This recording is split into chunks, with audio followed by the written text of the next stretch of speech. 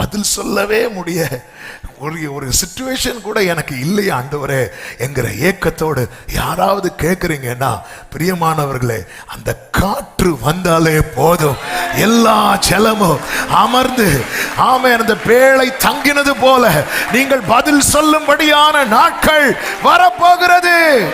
இதுவரை பதில் சொல்ல முடியாதவர்கள் இப்பொழுது பரிசுத்த ஆவியின் பலத்திலே பேச ஆரம்பிச்சுட்டாங்க. பேதுரு எழும்பி நின்று பேசுறான்.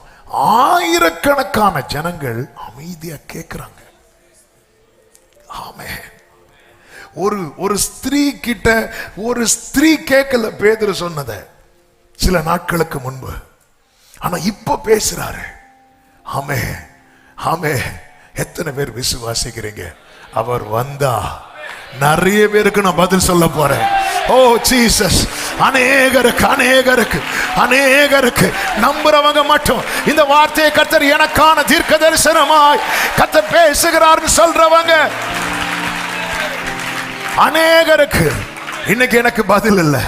தெரியும் சொல்ல முடியல. பேதுரு எழுந்து நின்று glory. ஆமென். எந்த கூட்டத்துல வெளியே தலை காட்ட முடியாம அரைக்கதவை அடைத்துக் கொண்டிருக்கிறார்களோ அந்த கூட்டத்தில் வெளியே வந்து நின்று உன் சொந்தங்கள் நடுவில், உன்னை தள்ளினவர்கள் நடுவில், உன்னை அப்புறப்படுத்தினவர்கள் நடுவில் ஒரு காற்று